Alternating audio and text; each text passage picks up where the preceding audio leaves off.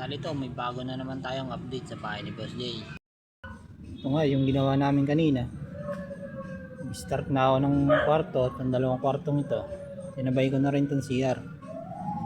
Ang ginawa kong layout dito, umukat lang ako dito hanggang dun. Pinarehas ko lang din dun. Kasi nasiskwala naman yung bahay. Binatakan ko ng tansi. Hanggang dun sa dulo. Tapos yan ang kanalabasan. Tapos ito naman butterboard na to, gumawa rin ako. Ayan, pupunta naman dun. Ito lang ginamit ko.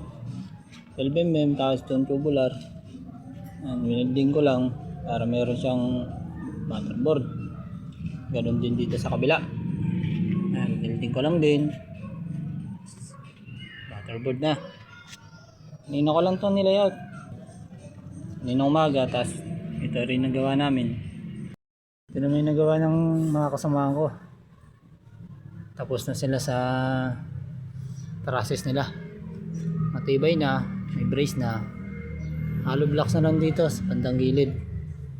Ganun din dun sa kabila. Hollow blocks na lang din, tapos palitada. Tapos susukatin na rin nila yung bubong para bukas. Para mapag-deliver na. Sa Lunes, may yero na siguro to.